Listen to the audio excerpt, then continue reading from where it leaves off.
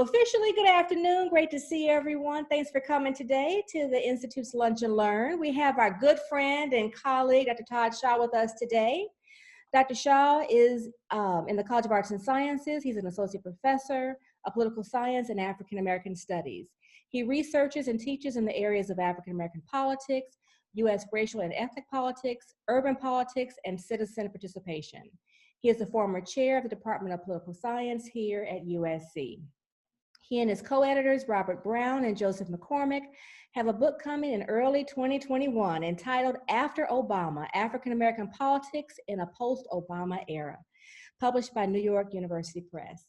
Okay, thanks again. And with that, we'll turn it over to our good friend and colleague, Dr. Shaw, and thank y'all for coming.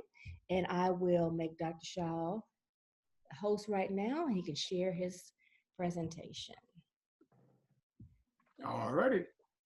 Okay, well, thank you very much, Dr. Simmons. My great pleasure to join the Institute and make sure I mash the right buttons. You know, in South Carolina, we don't click buttons, we mash them. That's true. All right. Dr. Simmons and I, coming from Indiana, we had to learn that. All righty. So today I want to offer some thoughts on the topic of the Black vote. So the Black voices, Black votes. I looked at this picture from the Black Voters and Black Votes Matter group organization that comes out of Atlanta, Georgia. Because as you know, and I know you suspect, there's been a certain level of mobilization during this presidential election for all types of reasons, not the least of which, you know, what seems like a existential set of crises, whether it be around the pandemic, which is restructuring our daily lives and our well-being and our health and that of our families and friends, whether it be, of course, this question of the ongoing Black Lives Matter movement and the questions around racial justice writ large, and of course the economic crisis. So in all of these ways, African American mobilization is high now. Now the question is how high, and what will these rates of turnout look like? So I want to give some discussions about the Black vote and what we know has been true in the past, and maybe make some very limited projections about what's true now and in the future.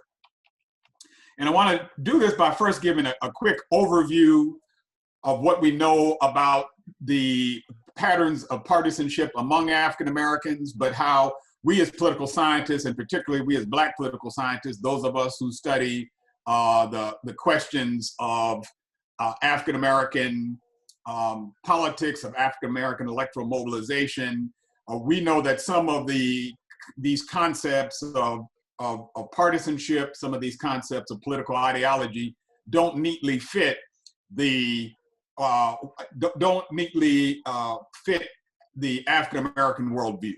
And so I'm going to unpack that a little bit, because I want to talk about what some might call the divides, or what we more broadly should think about as the heterogeneity, the diversity, and in some ways is the intersectionality of Black politics. Then thirdly, I'll talk about is this election a 2016 election or a 2018 election? By that I mean, are we about to do a repeat of the last presidential election in terms of Black mobilization and turnout? Are we about to do, which saw a still high level of Black turnout, but one that dipped down from 2012, which was a historic level? Or is it 2018, where we saw a pattern unlike we have seen in 100 years during a midterm election of mobilization among African Americans and younger African Americans in particular? And so are we on the upward swing, 2018 being that model, or a downward swing as 2016 is that model? And for all types of reasons, those on the Democratic side hope it's 2018 and not 2016. And then I want to talk about just some of the persistent barriers. And I know you know of these and probably know quite a bit about these before we go into our Q&A. So I'm borrowing from an article recently published by one of our esteemed graduates of African American Studies and Political Science, Hakeem Jefferson. Hakeem Jefferson and Alan Yan wrote an online article that stemmed from their research on the 538 page. And so I'm gonna borrow sort of two broad points from Hakeem and Alan when they talked about the fact that the two-party system really kind of obscures the complexity of Black Americans and African-American politics. And on the right side, I give you two epic periods in African-American political history. Of course, the period of Reconstruction, where as you know, places like South Carolina, or there's probably no place exactly like South Carolina, but places like South Carolina, saw a level of Black political empowerment that was unprecedented in American history, given the various forces that occurred during Reconstruction. You know, South Carolina elected more Black elected officials, or at one point by 1873 or so, Darlene Clark Hine and other noted that South Carolina elected more Black elected officials than any other state in the former Confederacy. And so this high point of mobilization and this new period of Black politics coming after enslavement and the Civil War. Or I'm showing this picture of around 1944, the period in places like Columbia, South Carolina, where you had Supreme Court cases as part of sort of the second wave of the American Civil Rights Movement. And sort of those pivotal cases that would have a direct bearing upon the ability of African Americans to register to vote, and that period even preceded the cases of the 1950s and 1960s that would also have a direct bearing. The cases and laws would have a direct bearing on Black mobilization and Black turnout. But going back to Jefferson and to Yan. According to, and I'm quoting directly from their article, according to the data from the 2016 American National Election Study, 82% of Black Americans identify as Democrats, with 90% casting their ballot for the Democratic Party nominee Hillary Clinton. So this is the story we often know, that African Americans are by strong majorities identified with the Democratic Party and the two-party system. And there's all types of rationales, none of which I would argue is about groupthink. It's about African Americans always being compelled to make the best choice, the best proximate choice, given two choices in the two-party system, which happens to be the party closest to African American group preferences or preferences that relate to group preferences. But what they say is their argument here is straightforward, that Black people's politics cannot and should not be reduced to partisanship. So for all types of reasons, African American partisanship varies according to what segment of the community you're talking about. And to simply say that African Americans are African Americans liberal, are African Americans moderate, are we conservatives, doesn't neatly map either, because you can find evidences, Catherine Tate in her works finds evidences that for African Americans almost equally identifying with those camps, conservative less so, but moderate and liberal, even though when you ask African Americans actual policy preferences, they swing over the map. You know, if it's capital punishment, there's a little higher support for that question, but then there's also higher support for universal health care. So it depends on what's the dimension of the question as to where African Americans will be located. Ishmael White and Cheryl Laird wrote what I think is a brilliant book. It was a recent book entitled Steadfast Democrats, where they say Black partisanship is really about social norms and social constraints. It's not that Black Americans get into groupthink. It's similar to this concept of saying, well, the vote is a collective vote. Elsa Barkley Brown talks about that in her work as a historian, that when African Americans initially gained that right to vote under the 15th Amendment, that it was African American women who helped to construct the group norm. It says, even though the men have the vote because of the vote being denied to women more frequently than not, that vote's a collective vote. So you cast your vote on the behalf of all of us. And here's how we will have this discourse around that group vote. And these social norms still operate in Black communities as White and Laird talk about in shaping African-American political behavior. We can talk more about that later. So having said that, the bottom line is often the takeaway when elections swing in particular directions of particularly Democrats winning and winning in the presidency. We often don't unpack the Black vote. And so, yes, it is true that the great majority of African Americans, 80% and higher, are stating a preference to vote for Joe Biden, the Democratic candidate. And it hadn't varied that terribly much from May the 25th, although you saw an upward swing, quite frankly. And here it was around August the 11th when Biden announces Harris as his running mate. So it stayed sort of pretty high. We know relative to South Carolina being pivotal in Biden's nomination, you know, and the Black vote being pivotal in that Democratic primary, you know, the whole discussion about Jim Clyburn is a kingmaker, you know, although I tend to think that he sort of solidified some things that were already in African-American thinking in South Carolina. But yeah, so it looks like, okay, well, a great vast majority of the African-Americans are voting one direction, have one particular set of preferences. But let's unpack that more, particularly in this year. And let's use gender as one of those intersections. The gender divide in the African-American community is receiving more and more discussion, particularly since there was this recent discussion about 14% of African-American men, as I'll get to, saying that they voted for Donald Trump, which actually is not that particularly out of sync with the percentages of African-American men who have voted for the Republican candidates in previous elections. But there is a consistent gender gap that's true for all American life, and true for the African-American community in particular, of women voting in higher levels than do men, women being connected to civic life, social and organizational and political life in ways at the grassroots level and at higher rates than is true of their male counterparts. And that gender gap has remained pretty consistent for African-Americans, as this chart will show, and you see this upper right panel, that since at least 1980, there's been that line for African-American women, that green line has ranged between roughly 56% in 1980 to 64% in 2016. But it has remained that upper line, and the sort of the lower line among men from 51% to now to 54% in 2016, again, has been that lower line. But you can see the lines move in tandem with each other. As they move in one direction, as one line moves, the other moves in the same direction. I make an argument about this in an article I published in the Griot, that if you want to mobilize African-American men, part of the way in which you mobilize African-American men is you mobilize African-American women.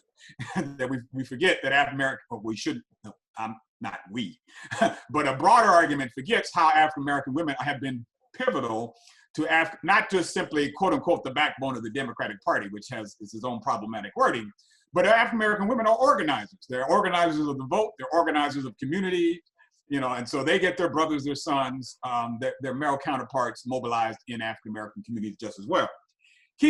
But I say also in my note here that before we say that there's this wide gap in the African-American community on turnout, there's a pretty wide gap, an even wider gap when it comes to Latino turnout, particularly among women and men.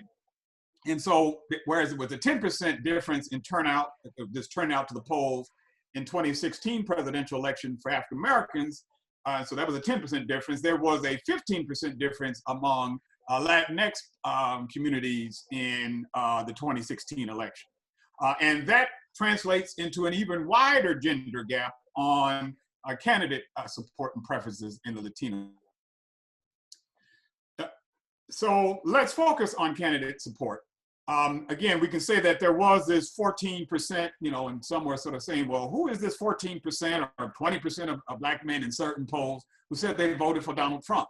Well, that sounds, given what we know about the racist, white supremacist rhetoric and behavior of the President of the United States, we might find that a little bit interesting, curious, or startling. but the irony is that there's, you know, we have to do this as a point of comparison. So it's true, in some ways, African-American men's 14% support seems pretty high, but we have to compare that, because we compare that to the 98% of African-American women. that's about as clear as unanimity as you get to anything, in terms of the African-American women who in this 2016 validated voter survey said that they voted for the Democratic candidate Clinton. But notice that of the two constituencies that are most likely to vote for the Democratic candidate, it would be African-American women and African-American men in that order. All these other lines, whether it be white men and white women, whether it be Hispanic men or Hispanic women, are at least a 10% difference with African-American men, and much higher for African-American women. So we always have to kind of keep it in perspective as to when we talk about the gender divide, which does exist in the African-American community, but how is it relative to other communities, and how does that matter, if it does? And we should also ask that question of the source of the divide, which we'll discuss in our Q&A. The New York Times just did a recent article where it looked at the Biden's advantage it did a New York Times Siena College poll, and it used 18 battleground states since September. And it looked at the gender gap among various gender race groupings, comparisons, among Latinx populations, among blacks, among whites, among Asian, and other populations, sort of lump that category all together. And you'll notice, again, this 14% difference, although the overall distribution is further to the right, it's further on the upper end. So you have sort of somewhere in the 70% of African-American men supporting Biden, somewhere north of 80 of African-American women, and a 14% gap, roughly speaking, between the two. But that gap is not as large than true for Latinos or Latinx populations, who are further down, if you will, in terms of that level of support for Biden. And, you know, and white men in particular are the reverse of that, as compared to white women, and then Asian Americans, a much smaller percentage. But again, these gender gaps do exist within African American communities, but in comparison to other communities, how do we think through those gender differences? Then I want to talk about the differences in turnout relative to age. So of all younger voters, we know that younger African Americans had a smaller percentage of turnout in 2016. I will look at that. We went from 2012, where it saw roughly 66 or 67% of African Americans turn out to vote in the presidential election, which was the first time in quite a while, if not the first time ever, that African American rates of turnout exceeded the white rates of turnout. And this was, of course, for the re-election of Barack Obama. There is no great mystery to that, but it's important to note why. Because we went from 66%, as I'll show in a minute, to about 59% African American turnout, which is still historically fairly high, but it's a drop off from what would have been true in 2008 and 2012. And this is only partly driven because this was true for men and women, but it was also true that the downward rate was also true for younger African Americans. And this is a survey of college students, a national survey of college students. And so you can see in 2012, African American college students reported having rates higher than their white counterparts, higher than their Hispanic and Asian American counterparts. But then that rate went from almost 55% down to about 49%, which put them second highest, but second highest to whites in that regard. And so what brought that down? We'll unpack that in the Q&A. Right now, I'm kind of just giving you I'm having us think through the numbers to generate your questions.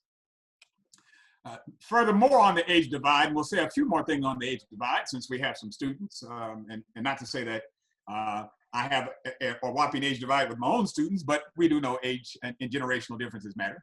And so when we look at candidate support and solid candidate support for Biden as a candidate, So solid majorities of African Americans support Biden overall, and they support Biden over Trump.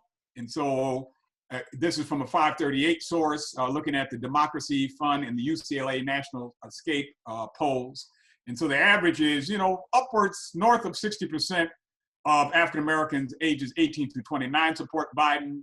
And you can see somewhat true as age increases, so do levels of support.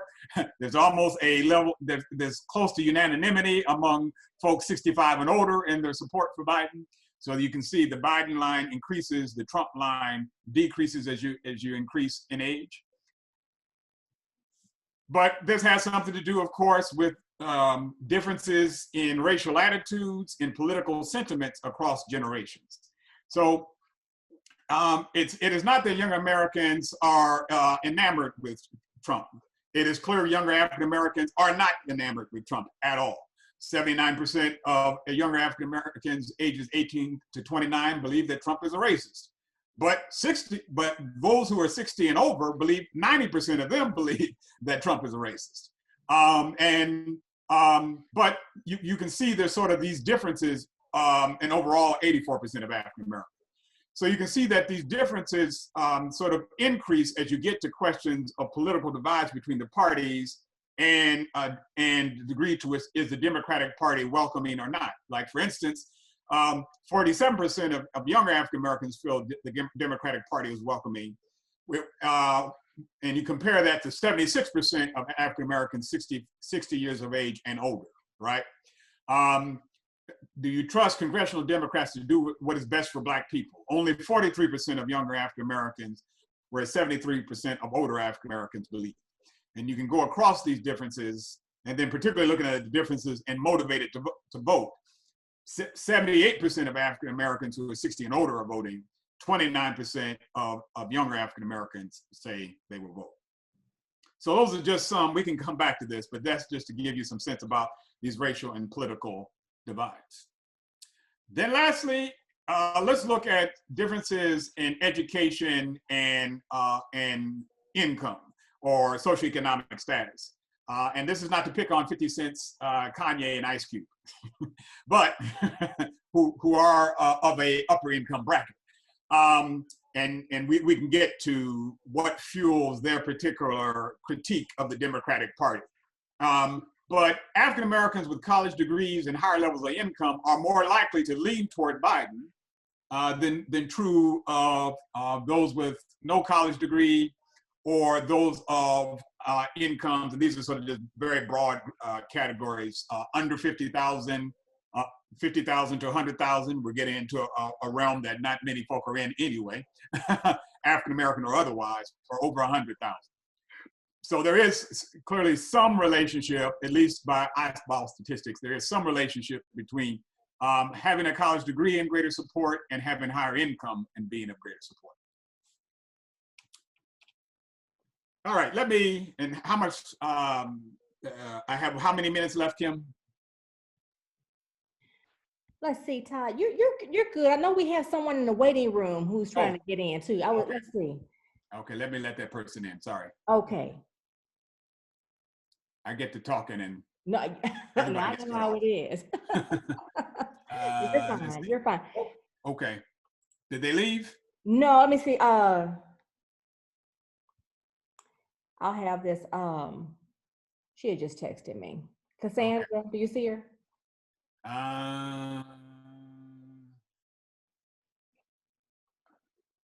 No, I don't. Who am I looking for? Cassandra Pope. Cassandra. No. Sorry, y'all. All right.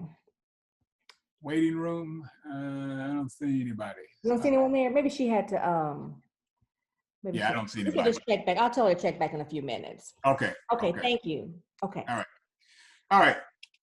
So let me get to the point around 2016 versus 2018, and I won't spend a lot of time on this section of the slides, but it is again the question for both Democrats and Republicans relative, and particularly those relative to the African American vote, of which election is 2020 going to be more like.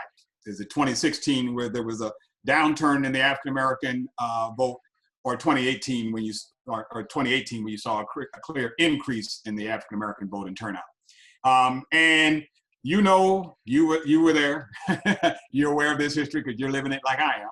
That 2018 was a quite an election in many respects because you know, as a reaction to Trump and Trump's politics, sort of the Women's March being among the largest mobilization of its kind that inspired women and particularly women of color to run for office at unprecedented levels and to be elected and at large numbers, where the Democrats went up to 111 women from 88 women in the House of Representatives, 13 Republicans, 10 undeclared. So, I mean, all total 111 women in the most recent Congress as compared to 107 in the previous Congress. So, and many of those gains being in the Democratic column, and new members of the Democratic caucus who were women and women of color. You know of the squad and the politics of those progressive women of color. And it was certainly ways in which 2018, and let me, excuse me, had quite a few things on the ballot. And are we being fueled in part by yet another social movement, which of course is the Black Lives Matter movement, which is an ongoing movement, but you know all too well how, again, you were very likely involved in that activism, how that particular movement being a clear impetus around mobilization around in questions of racial justice. Now, there's evidences that that particular the mobilization we've seen most recently is among the largest mobilizations of Americans in recorded history. And by that I mean possibly as many as 26 million Americans across various cities and various hamlets and villages across the United States, multiracial, across generation, got involved in some mobilization in that period of late May into June. And so will we see that mobilization and that protest translate into politics and electoral politics? Because we have 86 state legislative chambers on the ballot. We have, of course, all 465 US House seats. And a third of the U.S. Senate, and then thousands of local seats. So will 2020 be like 2018 in that it was fueled yet again by a social movement, among other reasons why folk are going to the polls. And we have now, as you know, north of 30 million Americans who've already voted, which is many times more than we saw in the 2016 cycle of absentee or mail-in voting. Let me end my comments on the persistent barriers, however, and I won't spend a lot of time, but I will say this, that the more and more we think about the very purposeful, complicated, and fractured system of voting in the United States, the more and more it's obvious about the need for reform. And I'm not saying that in a partisan way. I'm saying that in the sense of anyone having the right to vote, and particularly African Americans being sort of technically disenfranchised, as you know, remains a persistent problem. Whether we're talking about voter ID laws and the ways in which these laws have gained sanction in states like South Carolina, like North Carolina, like Indiana. The courts have talked about the ways in which there was almost a surgical precision used to create not only voter ID laws, but levels of racial gerrymandering to create and to lump the Black vote in ways that would dilute the vote and dilute the ability for folks to cast meaningful votes. Then African Americans, by many percentages, are more likely to have ballots rejected in places like Florida, like in Georgia, where you have many first-time voters, and we have these arcane, I think, laws of what ballot goes into what envelope that goes into another envelope that is then signed. one would tend to think that is the purpose to facilitate the vote, or is the purpose to dampen the vote? Because what evidence do we have that fraud is widespread? In fact, we do not.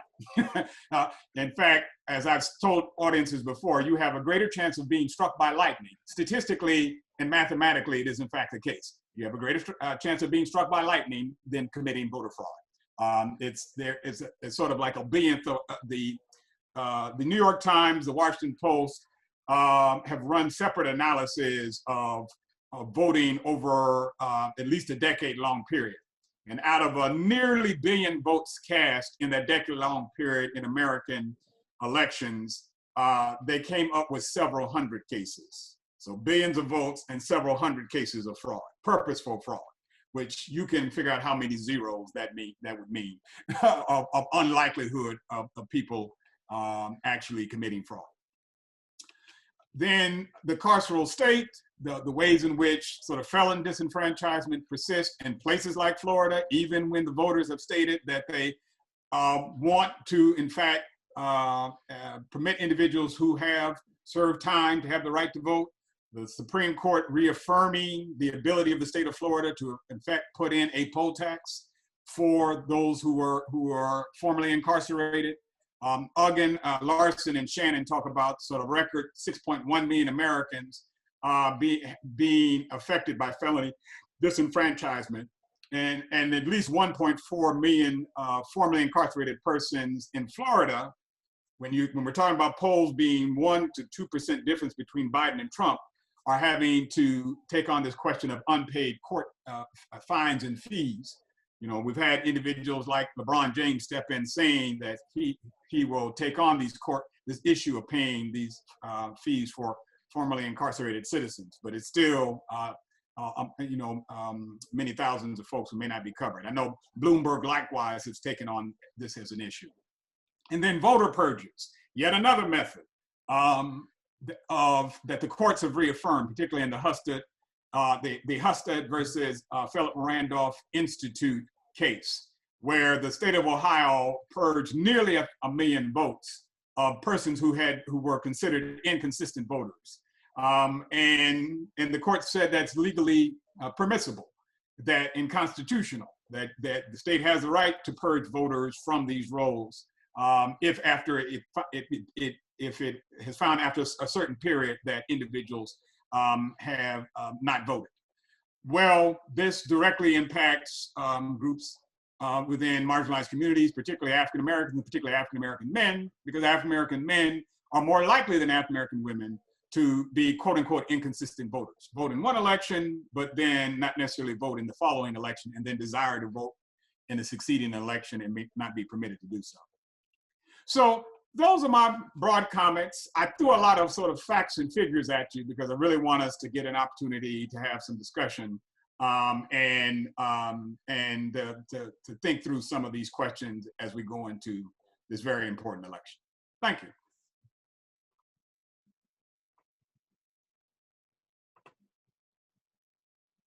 Oh, I'll stop screen share.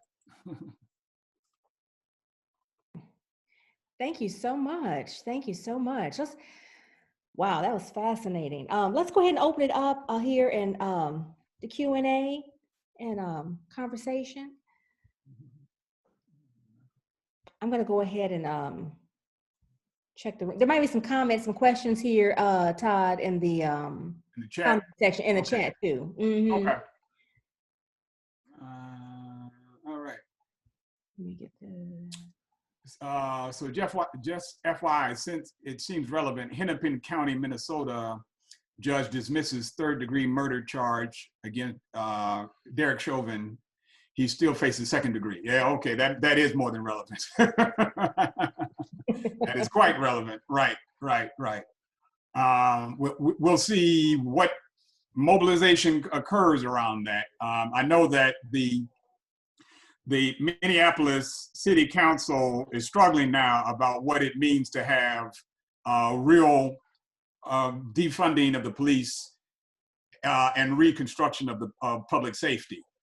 So I haven't kept up with the most recent efforts of the City Council, but I know that they were trying to created an entirely different model of public safety. And has often been characterized as issues of defunding the police. Well, it's really about reallocating dollars toward a effective means of policing, but also of social service, as you know. So we'll see. We'll see very much how that has an impact in Minnesota and elsewhere. Can you point to a moment when the steadfast Democrat model didn't apply? Okay, that's an excellent question. I would argue, Scott, and I would agree with White and Laird that it's a model that, in effect, has been a part of African American social and political life as long as there have been political norms in African American communities. I mean, maybe you could argue that if we're talking about the African American experience, where those in African American history and African American studies, we talk about, well, what were these periods of the formulation of African American collective identity, and in what ways? I mean, how far back do you have to go before slavery didn't create this sort of racialized construction such that the group was a group? And we all talk about the ways in which the very question of what is the group's name, is it African American, is it people of Afro American, Negro, colored, etc. These are various ways in which this question of identity and group name has had a direct bearing upon conception of being a member of the group.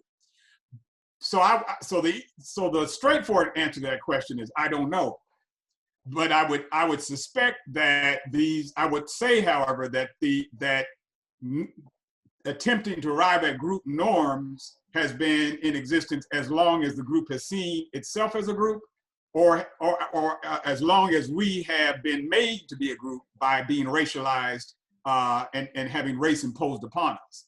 I mean, you could argue the creation of the African Methodist Episcopal Church, the AME Church, was a working out of group norms, right? of ways in which coming together as a congregation and notions of group norms have mattered. And since slavery gave such a strong rationale, and then Jim Crow, and then the period of post-Jim Crow have always given strong rationales for the group, for we as a group to see ourselves as a group, even given our great diversity, it's hard to say that the model hasn't persisted in some ways throughout African American history. But I will say it has probably changed. And we as political scientists can't say we have that complete answer. We have to pull upon our thinking of our historian and anthropologist and sociologist friends to pull apart, well, how long has it persisted, or in what ways has it persisted? Because the proof that White and Laird use is principally from data sets that don't only come, but mainly come from the 1980s forward, when we really began to map more intricate questions about Black politics and Black political thinking. But not till the 1980s, or really late 1970s, did we have these surveys that we would use as an instrument to unpack it. But of course, we've always had historical documents, interviews, a range of other methods to pull that apart. So, sorry for my wordy, I don't know. Sorry for my wordy, I don't know. But I would say I'm persuaded by the argument. It's persisted a while, and we think we know the current mechanisms, even if we need to go back in history to pull apart specific mechanisms of what matters most. Adam has his hand up, Todd. Okay. Hey, Adam. Hey, Todd. How's it going? Going well. I hope you're doing fine. Thanks for this. I've been enjoying it. Great. Thank you. And I guess some of the charts that you put up, I just read an article, I think it was that either came out today or yesterday in the New York Times, that talked a little bit about the difference between, or the divide between, I think they described it as sort of interested voters and sort of disinterested voters, like those who were kind of invested in political theaters and who were kind of following it on the news, and those who weren't so much invested in it. And I wondered if that might not be in some ways, if that might be part of the explanation of why we see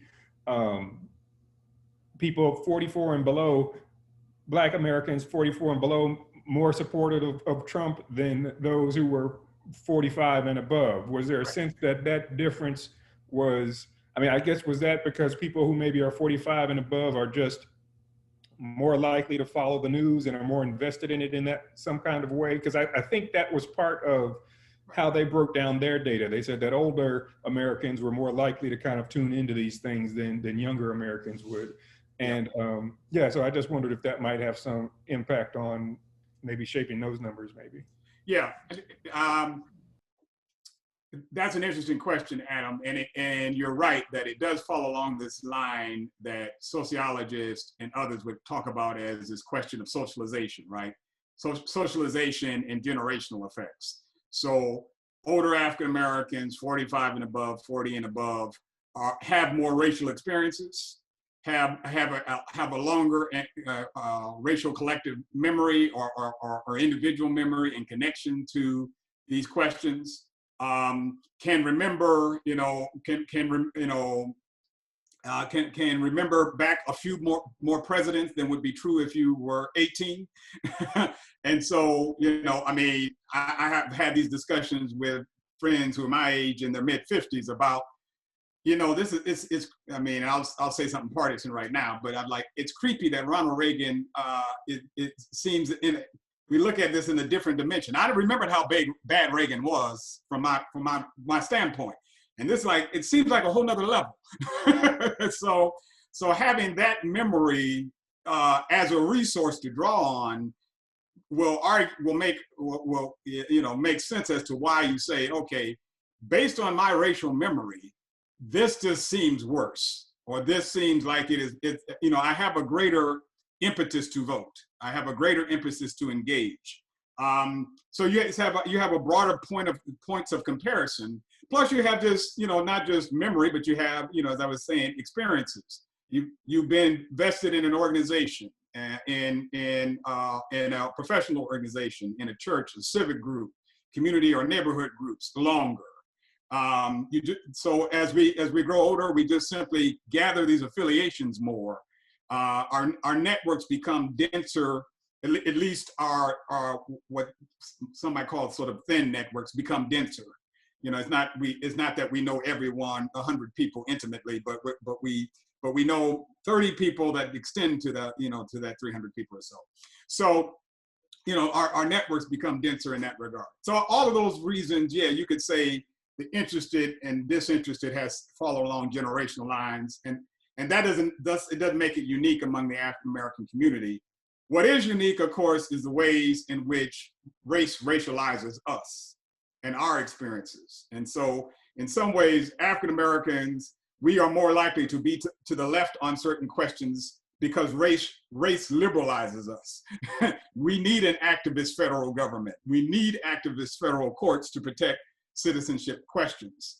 And if you're older, you read up on those questions more than a young person in school or working in a particular being able to have their head up when they're working from day to day. But was there something? I mean, that group between 30 and 44 had the highest sort of support for Trump, and I guess I'm just wondering: is there something? I mean, what would make that group maybe more likely than any other, if there's anything? And I realize those numbers are sort of more convenient numbers than sort of absolute, but what might make that more, why would that seem like it made more sense to folks in that age group than any other? Well, it might also be, Adam, cohort effects. So it might be, if you're talking about a group between 30 and 45, so that's sort of the ends of or aspects of the millennial generation. Is it something about the fact that, okay, I'll tell on myself, being born in 1965, going to college when Ronald Reagan was president, versus you being born at the end of the age when George Bush was president, right? What is it about it? Are there cohort effects, and what are the memories that might motivate one generation versus another? We talk about, the economic affluence of the 90s. Is that a parallel to the economic affluence and conservatism of the 1950s? And how does it shape? How might there be some cohort effects going on there? So that's one way that's one suspect. Although we should probably pull it apart more. And you're right that these relationships are just sort of broad and blunt cross sections, not necessarily sort of neat categories that lend themselves to straight line analysis. Thank you. Todd, we have a couple of, oh wait, was somebody going to say something? We have a couple of questions in the chat box, one from David Crockett and one from Shay. Okay. All right. So let's see. So David Crockett, so David raised a question about, David gave the news with regards to the third-degree murder charges against Derek Chauvin. Is that the one you were pointing to, Kim? No, a little bit further down. Further down. Mm. Voting is an absolute mess in every single state, not just in the South. Why? How can it change? Well, that's the, you'll know what I mean by this when I say it, David. That's the $750 question. Well, I mean, in some ways, David, it's, let me just say it very quickly. This is the diffusion of a bad idea in American political thinking. The bad idea is, how do we borrow certain structures in American political history to shape the vote? And you know about the history of sort of the question of registration, of personal registration, stemming from the late 1800s into the 20th century, about creating personal registration. Well, why this idea that individuals have to be registered to vote, and then why the idea, as rooted in federalism, about each state and each county, each state, and then counties within states being permitted to set up these structures of voting. As you know, First Amendment gives the states the right to determine sort of the voting infrastructure, and the Constitution just simply lays out who shall not be denied, but states have a wide range of power to determine who actually can vote. So maybe one of the questions of how it changes is, do we actually think about a constitutional amendment that shapes the outlines of the right to vote, beyond the 13th and 15th Amendments, beyond, women gaining the right to vote, or young people gaining the right to vote, or outlawing poll taxes? Do we writ large say, well, what should be the baseline? But federalism and the experiment around voting and the diffusion of bad ideas from one state to another partly explains the hot mess that we're in. Then Shay asks, how can we make Black college students care? That is actually vote when they have no trust in our government anymore. Well, Shay, I think that the seeds of making young people care is starting with what they already care about. So I'm very, I'm a glass half full type of guy. And to me, the reason why I point out, that 30 million or however many millions of Americans, pouring out literally into the streets to protest the racial injustice around policing and systemic racism. To me, I'm still greatly heartened by that.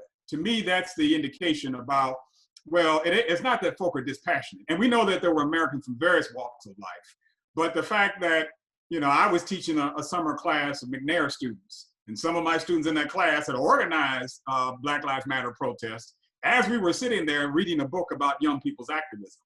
So I think the first thing to do is to say, well, what do they care about? And how do we connect the dots among young people to say, here's what you care about. How do you actually bring about change on that issue in this imperfect and often flawed system, sometimes a system that has barriers? Government trust is not the big problem. Most Americans distrust the government. It's efficacy. It's the sense of, do you have the ability to change, or do you have some sense that I have a civic duty to care enough for the group to which I belong to feel that even if I'm not certain my vote will matter, I'm still going to stand in line for several hours to cast it. So it's not trust is the problem. A whole raft of Americans don't trust the government. Older American, and in fact, older African Americans on the issues of trust are as distrustful as younger Americans in that regard. It's efficacy. I'm older when I can remember casting a vote for Barack Obama.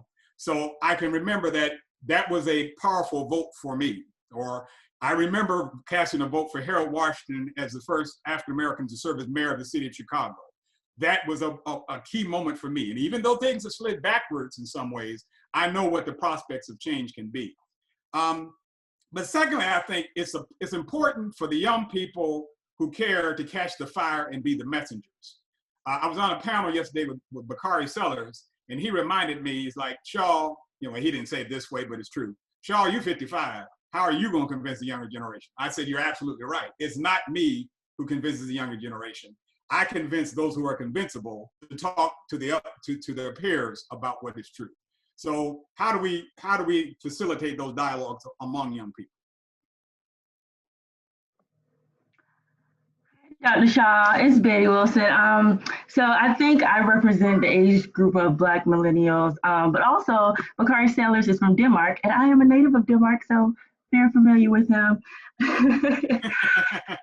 I think I have a statement and a question. I see a lot of Black millennials, young people, especially on Facebook, talking about the presidential candidates, and many are conflicted and lack confidence in either or.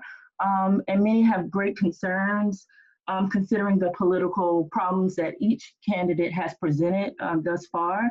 And so considering the numbers that you presented earlier, do you predict that the gap will widen between Black men and women who vote, I guess, more liberal? And also, do you predict that the number of Black voters will decrease considering the many concerns that we have about the presidential candidates? Good, actually, excellent question. So my honest answer is I don't know, but here's what I'll speculate.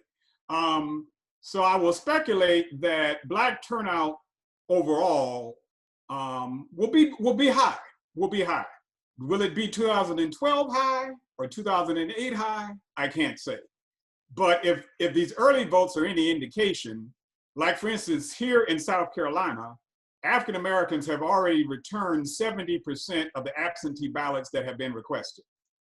70% of African Americans, actually upwards of 70 to almost 80% of African Americans have returned those ballots.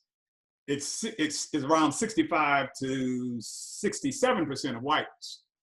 So of those who've requested the ballots, a high percentage of African Americans have returned them. Now, Richland County is lagging behind the rest of the state in terms of the actual numbers of folks who have cast their ballots, but throughout the state, African Americans are returning those ballots in huge numbers. So now that's one indication, but then you know, rightly you can ask the question, well, are those the 35 and 40 and 50 and 60 plus folk who would be in line anyway? They're in higher numbers. I don't know what will happen with the younger vote, and it is possible that it will remain the same or even dip down a bit. If overall turnout is high, then it may seem as though, well, but Biden, if you know, and he's projected by some of the, you know, many of the polls that he's ahead. If Biden wins, it may be a matter of, even given this diversity within the African American vote, that Black women mobilize at such a high number, and African Americans across higher age range mobilize at such a high number, it offset any sort of small downturn among younger Americans, younger African Americans. The gender gap, I think it has persisted and will persist, quite frankly. I think we're only sort of, some of us are being reminded and others of us are being told the gender gap in the African American vote has persisted since Richard Nixon. African American men began to vote at a little higher rate for the Republican candidate than African American women since the early 1970s. That has persisted and will likely only persist. But but I've heard it says, well, 24% of African American men are going to vote for Trump. That I do not believe. 14% and 24% or 25% in my worldview is a huge difference when you were talking about the fact that, yes, there are a segment of African American, there are ways in which African American women are more liberal on a whole range of policy issues anyway, that then have African American women and women overall, be more likely to vote for more moderate to progressive candidates. African American men are more conservative on certain aspects and certainly may play into, you know, sort of macho sexism, the whole range of gendered cues that at least some African-American men will respond to. We know that's even more true for, and I'm not calling any group out, I'm just sort of simply making note here, of Latino men, of Hispanic men, that, and there's been this whole discussion about what's happening among the Cuban vote in Miami, which is a more, or in Florida, which is a more conservative vote overall. So I think gender will remain a gap both in turnout and in differences. But so 14, let's say as high as 18% of African-American men vote for Donald Trump, or say they voted for Donald Trump.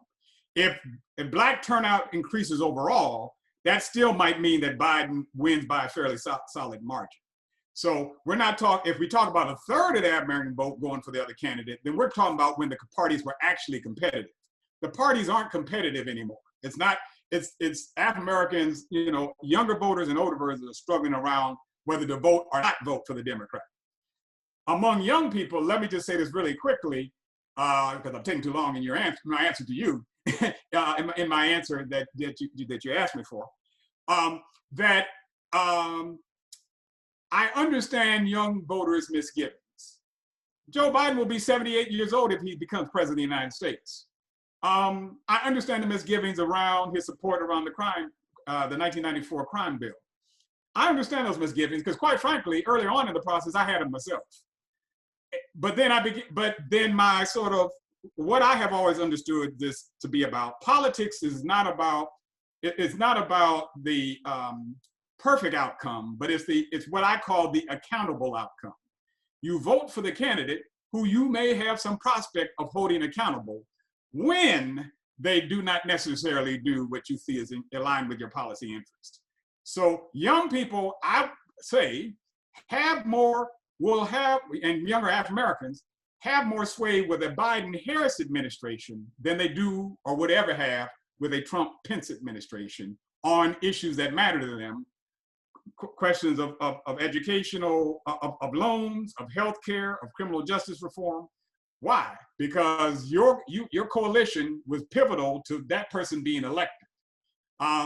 There's not going to be enough Americans voting for Trump-Pence to hold them accountable in the same way. That doesn't mean you shouldn't, but politics is about accountability and leverage. And so it's not about, he's not the perfect candidate, but voting is strategic. You vote for that outcome closest to your own. And when they don't do what you need them to do, you have the ability to you and others like you have the ability to gain ground and leverage to convince them otherwise. Sorry for that long answer. No, that was great. That was great. That was wonderful. Let's see, I know we're coming up on time. I just wanted to see, I thought I saw another box light up. Was there another question? Did someone have another question? Did I miss anybody?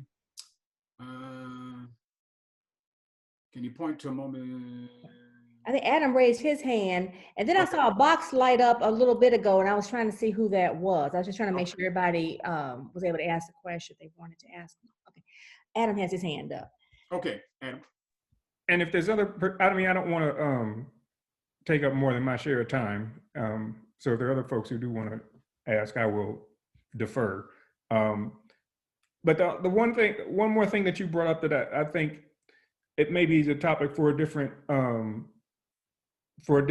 lunch and learn. But you know, when you talked about sort of the political spectrum that we see within African-American populations, you know, you said we get high numbers for people voting for like the death penalty, but then also high numbers for people voting for universal health care. And I wondered if you might just be able to kind of share a little bit more insight into what those dynamics are kind of like.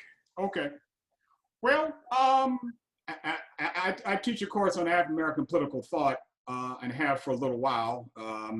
I count myself as a student of the work of Michael Dawson. He was on one of my dissertation chairs. So African, I mean, as you know, Adam, because you teach this stuff too, that African-American thinking is complex, like all political thinking, and that you can't put African-Americans in any one particular box, even though race racializes us and imposes these ways in which we have to think about you know, how we as a group are impacted more broadly. So how is it possible okay, well, let's take an easy one. How is it possible to support school prayer and to support universal health care? Well, African American Protestants would say, well, because it comes from my faith. I believe that, you know, so I'm not as driven by the impulse to say there should be a separation between church and state. I believe in school prayer. If we had prayer in the schools, that'd be better. At the same time, I believe we ought to have some communal ethic of care around the question of people's basic income, basic needs, and basic health well-being. And so there is both, there's always an aspect of, you know, particularly for an individual, but maybe for a group largely, but some aspects to which their views don't neatly map, and this is true for Black folk, around conservative or liberal. It can be a mixture of both. I always give this example of my dearly departed grandmother, who I love dearly. But I found out one day when I was a student at Howard University that my grandmother had voted for Ronald Reagan. And I said, "What? Grandmama, you voted for Ronald Reagan?" And she says, "Yes, honey, because, you know, people need to learn to do better by themselves and not be on welfare so much." I'm like, "Grandmother." Then that same grandmother would go down to volunteer at the homeless shelter 3 times within a week. So her ethic was one of care on one dimension, even though she had that pulled her in a different dimension when she thought about you know, sort of government down. Your grandmother is Charles Barkley. Okay, Dave Crockett. Good one. I'm gonna get in trouble with the spirit of my grandmother, but okay, good one. So, but yeah, so it can be animated by a complex conservative view, or a complex liberal view, or a complex sort of middle of the road view. You know, that is not one or the other. True for the Black church, right, as an institution. Very conservative in some respects on sort of social, moral, sexual, and gender mores at times. Sort of more liberatory on economic and political issues. So, you know, that's the complexity, I think, that reflected in the larger community. Okay. Oh, okay. Todd, you see Kiana's Yes, she says, well, so thanks, Todd. Can I also give a shout out to the panel you will be moderating next Thursday evening after the Robert Smalls lecture to continue this discussion? And the link to register is here. Kiana, do you want to say something about just quickly about the Robert Smalls lecture? Just go ahead and give a, I know it's okay, the 29th, right? From 6 to 8, 6:30 to 8, right? Let me look. Can you hear me? We can hear you. Yes. Yeah. Next Thursday, 6 p.m. Fred Harris from Columbia University will be talking, and I can get his full title, Anti-Blackness, Contentious Politics in the 2020 Presidential Election. And we are excited to have Dr. Shaw moderating a panel after with folks from USC, Winthrop, and Georgia State. Political science and African American studies scholars who will be talking about some more of these things. Mm-hmm. So a busy week, a busy month for Todd.